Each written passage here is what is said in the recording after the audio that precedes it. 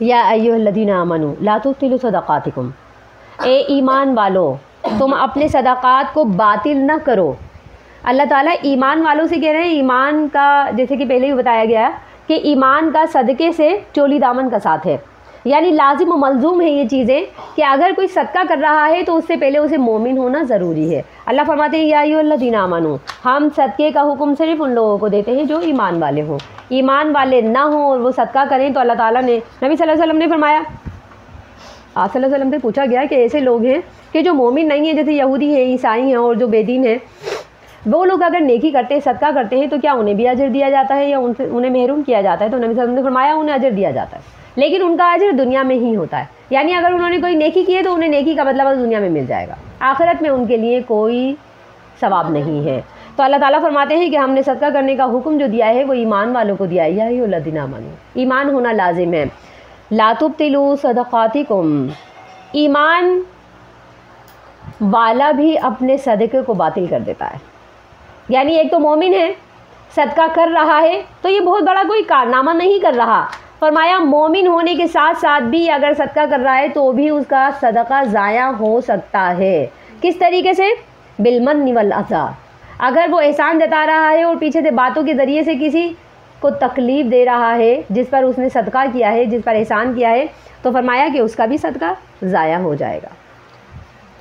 کالذی ينفق مالہ رئاء الناس، فرمایا کہ جو لوگوں کو دکھانے کے لیے، یہ صدقہ ایسا ہی ہے نا جسے لوگوں کو دکھانا، ریاکاری کے لیے صدقہ کرنا۔ چیریٹی ٹرسٹ کھولے ہوئے ہیں، لوگوں کو بلاتے ہیں اور ان کی امداد کرتے ہیں اور پھر میڈیا کے ذریعے سے انہیں بدنام بھی کرتے ہیں اور انہیں یہ کہتے ہیں کہ فلانی لڑکی کی اگر ہم نے شادی کی ہے تو اسے میڈیا پر آنا ہے، انٹرویو دینا ہے، اور اگر ہم نے ان کا قرض معاف کروایا ہے تو انہوں نے ہمیں ہمارے فلانے پروگرام میں آنا ہے اور پورے لوگوں کو بتانا ہے کہ جی ہم نے ان کو کس طریقے سے امداد کی ہے ان کی، اور کس طریقے سے ہم نے ان کی سفید پوشی کا بھرم رکھا ہے۔ یہ سفید پوشی کا بھرم نہیں ہے، یہ تو چینل چلانا ہے، یہ تو ریاکاری ہے۔ تو اللہ تعالیٰ نے فرمایا ایسے بھی بہت سارے لوگ ہیں جو صدقہ تو کرتے ہیں، لاکھوں کی یعنی مد میں لوگوں کو پیسہ تو دیتے ہیں، لیکن کیا کرتے ہیں کہ پھر اس کو ضائع کر دیتے ہیں۔ تو اللہ تعالیٰ فرماتے ہیں کہ کالذی ينفق مالہ رئاء الناس، اگر کوئی اس طرح صدقہ کرتا ہے کہ اسے بعد میں ضائع کر دیتا ہے تو اس کی مثال کیسی ہے؟ وہ ایسا شخص ہوگا یقینی طور پر ولا یؤمن باللہ والیوم الآخر، جس کا اللہ اور روز آخرت پر ایمان نہیں ہوگا۔ جو انسان اس بات پر یقین نہیں رکھتا ہوگا کہ کل قیامت کا دن آئے گا اور اللہ قیامت میں اس صدقے کا اجر دیں گے، وہ صرف صدقے کا اجر دنیا میں چاہتا ہے، وہ یہ چاہتا ہے کہ جس پر میں نے صدقہ کیا ہے وہ میرا مطیع ہو جائے، میرا فرمانبردار ہو جائے، میری فیور میں بولے، میری حمایت کرے، ہمیشہ میرے لیے نظر جھکا کر ملے۔ تو فرمایا کہ یہ ایسا شخص ہے جس کا آخرت پہ کوئی یقین نہیں ہے، نہ اللہ پر یقین ہے کہ اللہ اجر دینے والا ہے، انسان سے اجر کی توقع نہیں رکھنی چاہیے۔ جب کوئی کسی پر احسان کرے تو اسے انسان سے احسان کی توقع نہیں رکھنی چاہیے، بلکہ بدلے کی توقع، اجر کی توقع صرف اللہ سے رکھنی چاہیے۔ تو فرمایا کہ یہ بدلے کی توقع رکھنے والا ایسا شخص ہے کہ جو ولا یؤمن باللہ، وہ اللہ پہ ایمان نہیں لاتا، کیونکہ بدلہ صرف اللہ دینے والا ہے۔ اگر انسان سے بدلے کی توقع ہوئی تو وہ گویا کہ اللہ پر ایمان ہی نہیں لاتا، والیوم الآخر، اور آخرت پر بھی ایمان نہیں لاتا، کیونکہ نیکیوں کا اجر اللہ تعالیٰ آخرت میں دیں گے۔ تو فرمایا کہ ایسا شخص کہ جو ریاکاری کے لیے صدقہ کرتا ہے، احسان جتانے کے لیے صدقہ کرتا ہے، اس کی مثال ایسی ہے کہ کمثل صفوان، جیسے کہ ایک پتھر کی ہے۔ صفوان، صفا بھی اسی سے نکلا ہے، صفا پہاڑی، صفا بھی اسی سے نکلا ہے، اور صفوان کا مطلب ہے ایسا پتھر کہ جو چٹیل ہو، چکنا ہو۔ تو صفوان ایسا پتھر، یعنی ایسے شخص کی مثال دے رہے ہیں اللہ تعالیٰ کہ جو صدقہ کر کے اسے ضائع کر رہا ہے، اور صرف ریاکاری کے لیے صدقہ کر رہا ہے۔ تو اس کی مثال اللہ تعالیٰ فرماتے ہیں ایسی ہے جیسے کمثل صفوان، ایک پتھر ہے، علیہ تراب، جس کے اوپر تھوڑی سی مٹی پڑی ہوئی ہے۔ اب بیج بونے والا کیا کرتا ہے کہ اس تھوڑی سی مٹی کو، حالانکہ وہ صرف ایک چکنے پتھر کے اوپر پڑی ہوئی ہے، وہ اسے زرخیز مٹی سمجھ کر کے اور اس کے اوپر بیج بو دیتا ہے۔ حالانکہ وہ بیج کس پر بو رہا ہے؟ وہ چٹیل ایک پہاڑی کے اوپر بیج بو رہا ہے، جس کے اوپر ہلکی ہلکی سی لیئر مٹی کی آ رہی ہے۔ اب وہ جڑ تو نہیں پکڑے گا نا بیج، وہ تو ایک چکنے پتھر کے اوپر مٹی آئی ہے۔ تو کہا کہ اس کی مثال ایسی ہے کہ جو پتھر ہے، صفوان، ایک پتھر ہے، علیہ تراب، اس کے اوپر تھوڑی سی مٹی پڑی ہوئی ہے، فاصابہ وابل، پھر اسے بارش بھی پہنچ جاتی ہے. یعنی بیج بونے والے نے تھوڑی سی مٹی کے اوپر بیج بو دیا اور بیج بونے کے بعد پھر وہ چلا گیا, یعنی کہ صدقہ کر دیا اس نے تھوڑی سی مٹی کے اوپر اور پھر وہ چلا گیا, تو فَأَصَابَهُ وَابِلٌ, اور بارش بھی برس جاتی ہے, تو فَتَرَكَهُ صَلْدًا, وہ بارش مٹی کو بھی لے جائے گی, بیج کو بھی لے جائے گی, وہ پتھر صاف کا صاف. فَتَرَكَهُ صَلْدًا, ایسے جیسے کہ اس نے یہ جو مال ذخیر ہے یہ خرچ ہی نہیں کیا, گویا کہ اس نے اتنی بھاری رقم خرچ ہی نہیں کی, گویا کہ اس نے کوئی صدقہ کیا ہی نہیں. اللہ فرماتے ہیں ہماری نظر میں وہ صدقہ ایسے ہے جیسے کہ فَتَرَكَهُ صَلْدًا, جیسے کہ ایک صاف پتھر شفاف, بس بارش آئی اور سے باہر کر لے گئے. اس نے احسان کیا, احسان کر کے جتا دیا, ریاکاری کری اور ختم. تو فرمایا کہ لا یقدرون علی شیء مما کسبوا, اگر وہ اس بیج کو روکنا چاہے, اس مٹی کو روکنا چاہے, تو فرمایا کہ وہ اسے روک نہیں سکتا. اگر وہ اپنے صدقے کو دوبارہ سے بحال کرنا چاہے, اپنے احسان کو دوبارہ سے بحال کرنا چاہے, تو وہ ایسا کر نہیں سکتا, کیونکہ اس نے اپنا احسان کر کے ضائع کر دیا, صدقہ کر کے ضائع کر دیا. واللہ لا یہدی القوم الکافرین, اللہ کافر کو ان کو ہدایت نہیں دیتا. یعنی یہ ایسا شخص ہے کہ جو ایمان تو لایا, ایمان لانے کے بعد کافر ہو گیا. اب اگر اس نے کفر کیا ہے تو کافروں کو ہدایت تھوڑی ملتی ہے, ہدایت اس کو ملتی ہے جو اپنے ایمان کو سیو کر کے رکھتا ہے, یعنی ایمان لاتا ہے اور ایمان ہی پر مرتا ہے. تو اللہ تعالیٰ فرماتے ہیں ایسا شخص کہ واللہ لا یہدی القوم الکافرین, جو ایمان لانے کے بعد کافر ہو جاتا ہے, ہماری ہدایت کو فالو نہیں کرتا, نبی صلی اللہ علیہ وسلم کی سنت پر صدقہ نہیں کرتا, تو ایسا شخص گویا کہ ایمان لانے کے بعد کافر ہے, اور ایسے شخص کو ہدایت نہیں ملتی. وَمَثَلُ الَّذِينَ يُنْفِقُونَ أَمْوَالَهُمْ ابْتِغَاءَ مَرْضَاتِ اللَّهِ وَتَثْبِيتًا مِّنْ أَنفُسِهِمْ كَمَثَلِ جَنَّةٍ بِرَبْوَةٍ أَصَابَهَا وَابِلٌ فَآتَتْ أُكُلَهَا ضِعْفَيْنِ فَإِن لَّمْ يُصِبْهَا وَابِلٌ فَطَلٌّ وَاللَّهُ بِمَا تَعْمَلُونَ بَصِيرٌ. وَمَثَلُ الَّذِينَ يُنْفِقُونَ, اور ان لوگوں کی مثال کہ جو خرچ کرتے ہیں اموالہم, اپنے اموال, ابتغاء مرضات اللہ, اللہ کی رضامندی تلاش کرنے کے لیے, وتثبیتا من انفسہم, اور اپنے نفسوں کو ثابت قدم رکھنے کے لیے, اپنے ایمان کو تقویت دینے کے لیے. کمثل جنت, ایسی مثال ہے ان کی جیسے کہ مثال ایک باغ کی ہے, جنت بربوۃ, جو بلندی پر ہو, اصابہا وابل, بلندی پر ایک باغ جسے بارش بھی پہنچتی ہو, فآتت اکلہا ضعفین, پھر وہ اپنا پھل دگنا لاتے ہوں. فإن لم یصبھا, اگر انہیں بارش نہ بھی پہنچے, وابل, اگر انہیں بارش نہ بھی پہنچے, فطل, تو شبنم ہی ان کی درخیزی کے لیے کافی ہے. واللہ بما تعملون بصیر, اور اللہ ان اعمال کو جو تم کرتے ہو دیکھنے والا ہے. ایسے لوگوں کی مثالیں اللہ تعالیٰ نے دی کہ جو انفاق فی سبیل اللہ کرتے ہیں, اس کے بعد ریاکاری کے لیے کرتے ہیں اور احسان جتا کر تکلیف کے ذریعے سے اس صدقے کو ضائع کر دیتے. تو اب اللہ تعالیٰ ایسے لوگوں کی مثال بیان فرما رہے ہیں, ينفقون اموالهم ابتغاء مرضات اللہ, جو اللہ کی رضامندی تلاش کرنے کے لیے انفاق فی سبیل اللہ کرتے ہیں, اللہ کی راہ میں صدقہ کرتے ہیں, اور اس صدقے سے مراد ان کی کیا ہوتی ہے, تثبیتا من انفسہم, اپنے دلوں کو ثابت قدم رکھنے کے لیے, اپنے ایمان کو مکمل کرنے کے لیے, اپنے ایمان کو اور پختہ کرنے کے لیے, تثبیتا من انفسہم, اپنے نفسوں کو اور ثابت قدم رکھنے کے لیے وہ انفاق فی سبیل اللہ کرتے ہیں. تو اللہ تعالیٰ فرماتے ہیں ان کی مثال کیسی ہے, ان کی مثال ایسی ہے کمثل جنت, جیسے ایک جنت. یہ جنت کا جو لفظ ہے یہ ایسے ہی ہے جیسے کہ جن, یہ جن بھی اسی سے نکلا ہے, جن جنت. اللہ تعالیٰ فرماتے ہیں کہ ایسی مثال ہے کہ جیسے جنت, یعنی کہ جیسے جن ہے, اور جن ایک پوشیدہ مخلوق ہے جو آنکھوں سے اوجھل رہتی ہے, اسی طریقے سے جنت بھی ایک آنکھوں سے اوجھل ہو جانے والی جگہ ہے, وہ جگہ کہ جو ابھی نظر نہیں آ رہی. تو جنہ یا جن فرمایا, اور جنین اس بچے کو کہتے ہیں جو ماں کے پیٹ میں ابھی ہوتا ہے اور دنیا میں نہیں آتا, تو اسے بھی جنین اس لیے کہتے ہیں, وہ بھی اسی سے نکلا ہے.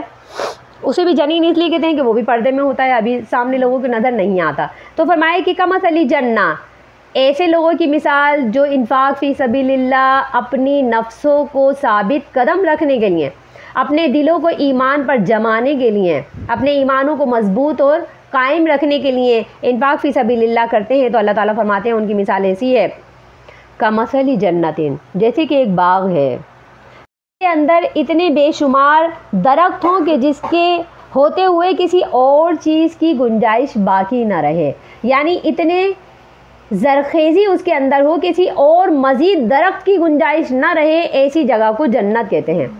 تو فرمایا کہ ان کی مثال ایسی ہے کہ جیسے ایک باغ ہے بربوتن، جو بلندی پر ہے، باغ بھی اور گھنا بھی ہے، زرخیز بھی ہے اور بلندی پر بھی ہے۔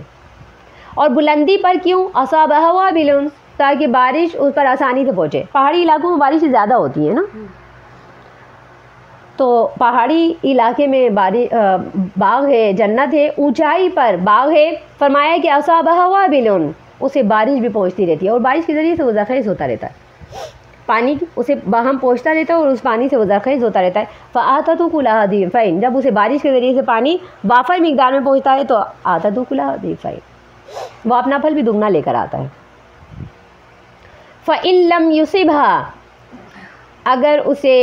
فإن لم يصبها وابل، اگر اسے بارش نہ بھی پہنچے، کچھ موسمی خرابی ہو جائے، موسمیات میں ایک موسمیات کہہ دیتے ہیں بھائی اب بارش نہیں ہو رہی، اچھا بھائی چلیں ٹھیک ہے بارش نہیں ہوتی، تو ایسی جگہ ہے کہ جہاں بارش نہ بھی ہو موسمی خرابی کی وجہ سے، اللہ کے حکم کی وجہ سے۔ کہا تو یہ جاتا ہے کہ موسمی خرابی کی وجہ سے بارش نہیں ہوتی، لیکن موسمی خرابی نہیں ہوتی، وہ اعمال کی خرابی ہوتی ہے، اعمال کی شامت ہوتی ہے کہ انسان ایسے گناہ کرتا ہے جس سے اللہ تعالیٰ اپنی رحمت روک لیتا ہے۔ تو ہمارے ہاں اعمال کی خرابی کو موسمی خرابی کہتے ہیں۔ تو فرمایا کہ فإن لم يصبها وابل، اگر اسے بارش نہ بھی پہنچے تو فطل، شبنم ہی کافی ہے، کیونکہ شبنم بھی اونچائی پر زیادہ اترتی ہے۔ شبنم جو رات میں برستی ہے، اگر اس کا موازنہ کیا جائے تو وہ پہاڑی علاقوں میں زیادہ ہوتی ہے اور اس کی مقدار نیچے علاقوں میں تھوڑی کم ہوتی ہے۔ تو وہ پہاڑ تو ہے ہی پہاڑی پر، وہ جو باغ ہے وہ تو ہے ہی پہاڑی پر، تو اس پر بارش بھی بکثرت ہوتی ہے اور جو شبنم ہے وہ بھی بکثرت ہوتی ہے۔ تو فرمائے کہ فطل، اسے شبنم ہی زرخیز کرنے کے لیے کافی ہے۔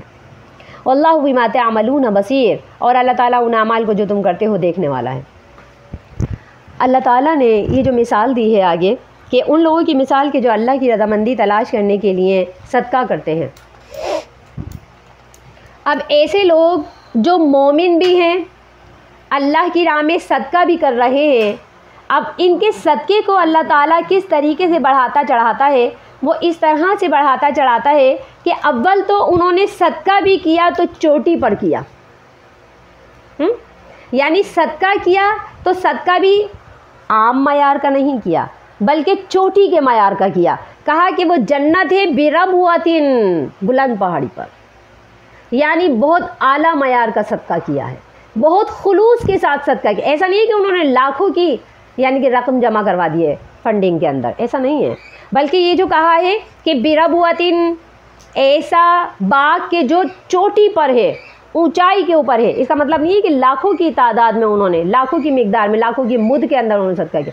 اس کا مطلب ہے انہوں نے دل کے خلوص کے ساتھ ایسا صدقہ کیا جس کی ضرورت ابھی انہیں تھی، ایسے وقت میں صدقہ کیا کہ ابھی وہ جوان تھے، صحت مند تھے، انہیں اس کی ضرورت تھی، اور پھر انہوں نے اللہ کی راہ میں کہا کہ ایسا صدقہ جو چوٹی کی یعنی کہ بنیاد پر کیا ہے، چوٹی پر صدقہ کیا ہے۔ تو کہا جنتین بربوتین، انہوں نے صدقہ بھی چوٹی کی بنیاد پر کیا۔ اصابہ وابل، اور پھر اسے بارش بھی باہم پہنچاتے رہے۔ یہ بارش کا مطلب کیا ہے؟ حسن اخلاق، یعنی حسن اخلاق کے ذریعے سے اس باغ کو زرخیز بھی کرتے رہے، اچھے رویے کے ساتھ انہوں نے، اچھے سلوک کے ساتھ انہوں نے صدقہ کیا۔ کسی صدقہ جس کو دیا ہے اس کا دل نہیں دکھایا، اس کے ساتھ بھی احسان کیا، یعنی ایسا صدقہ کیا جیسے کہ اللہ کے نبی صلی اللہ علیہ وسلم نے فرمایا کہ صدقہ ایسے کرو کہ دائیں ہاتھ سے دو کہ بائیں ہاتھ کو بتانا چلے، یعنی کہ گن کر بھی نہیں دیا، بغیر دیکھے دیا، جس کو دیا ہے اس کی شناخت بھی نہیں کی، وہ کون ہے، وہ کہاں سے آیا، وہ کہاں چلا گیا۔ تو فرمایا ہے کہ چوٹی پر صدقہ کرنے والے لوگ ہیں، احسان کر کے جتانے والے لوگ نہیں ہیں، نہ دل دکھانے والے لوگ ہیں، بہت اچھے طریقے سے۔ تو اللہ تعالیٰ فرماتے ہیں کہ اگر انہوں نے صدقہ اسی طریقے سے دیا تو اول تو ان کے اس باغ کو زرخیز کرنے کے لیے بارش اللہ تعالیٰ اتارتا ہے، اور اگر بارش نہ بھی اترے تو شبنم خود بخود انہیں زرخیز کر دیتی ہے، اکلھا ضعفین، اور اس حسن سلوک کے ساتھ صدقہ کرتے ہیں کہ ان کا جو پھل ہے وہ دگنا آتا ہے۔ یعنی اگر انہوں نے ایک کھجور بھی، حدیث میں یہ ہے کہ اللہ کے نبی صلی اللہ علیہ وسلم نے فرمایا اگر تم ایک کھجور بھی صدقہ کرتے ہو اور وہ خلوص کے ساتھ کرتے ہو، اللہ تعالیٰ اسے بڑھا کر کے وہ پہاڑ کے برابر کر دیتا ہے۔ تو فرمایا کہ وہ اکلھا ضعفین فآتت اکلھا ضعفین، اتنے خلوص کے ساتھ، اتنی اچھائی کے ساتھ اگر صدقہ کیا ہے تو اللہ تعالیٰ فرماتے ہیں کہ وہ اپنا پھل دگنا لے کر آئے گا۔ دگنا کا مطلب کیا ہے یہاں پر؟ ضعفین کا کیا مطلب ہے؟ اس کا یہ مطلب ہے ایسا صدقہ کہ جس کا اجر اللہ دنیا میں بھی دے گا اور آخرت میں بھی دے گا۔ نبی صلی اللہ علیہ وسلم نے فرمایا کہ عام صدقہ جو ہوتا ہے وہ صرف صدقہ ہوتا ہے، لیکن اقربین کے اوپر جو صدقہ ہوتا ہے، اپنے رشتہ داروں کے اوپر جو صدقہ ہوتا ہے، یہ دوہرا ہوتا ہے۔ اس کے لیے صدقے کا بھی اجر ہے اور صلہ رحمی کا بھی اجر ہے۔ نبی صلی اللہ علیہ وسلم نے فرمایا کہ اگر کوئی صدقہ ایسے، یعنی نبی صلی اللہ علیہ وسلم نے فرمایا کہ صلہ رحمی کا جو اجر ہوتا ہے اللہ تعالیٰ اس کا اجر دنیا میں بھی دیتا ہے اور آخرت میں بھی دیتا ہے۔ یہ نیکی کا صدقہ، حسن سلوک کا جو صدقہ اجر ہوتا ہے اللہ تعالیٰ اس طرح دیتا ہے کہ اگر ہم احسان کسی ایسے شخص پر کر رہے ہیں جس سے ہمارا ریلیشن نہیں ہے، جس سے ہمارا نسب کا تعلق نہیں ہے، رحم کا تعلق نہیں ہے، اس کے ساتھ صلہ رحمی اگر ہم کریں گے تو اس کا اجر ہمیں اتنا ہی ملے گا جتنا کہ ہم نیکی کر رہے ہیں۔ لیکن اگر ماں باپ اور بہن بھائی کے ساتھ حسن سلوک کیا جائے گا تو نبی صلی اللہ علیہ وسلم نے فرمایا کہ ان کے ساتھ حسن سلوک کرنے کا دوہرا اجر ہوتا ہے۔ اللہ تعالیٰ ان کے ساتھ حسن سلوک کرنے کا اجر دنیا میں بھی دیتے ہیں اور آخرت میں بھی دیتے ہیں۔ یعنی دنیا میں بھی دکھا دیتے ہیں کہ انہوں نے اپنے ماں باپ کے ساتھ حسن سلوک کیا ہے، اپنے بہن بھائی کے ساتھ حسن سلوک کیا ہے، اور پھر وہ دنیا میں بھی اللہ تعالیٰ آخرت میں بھی اللہ تعالیٰ دکھا دیں گے کہ انہوں نے دنیا میں اپنے ماں باپ کے ساتھ کس طرح سے حسن سلوک کیا۔ تو اللہ تعالیٰ فرماتے ہیں کہ اکلھا ضعفین، ایسا جو صدقہ ہوتا ہے، ایسی جو نیکی ہوتی ہے جو حسن سلوک کے ساتھ کی جائے تو اللہ تعالیٰ فرماتے ہیں کہ اس کا پھل دگنا آتا ہے۔ فَإِن لَمْ يُصِبْهَا وَابِلٌ فَطَلٌ، اور اس کے لیے شبنم بھی اسے درخیز کرنے کے لیے کافی ہے۔ وَاللَّهُ بِمَا تَعْمَلُونَ بَصِيرٌ، اور اللہ تعالیٰ ان اعمال کو جو تم کرتے ہو دیکھنے والا ہے۔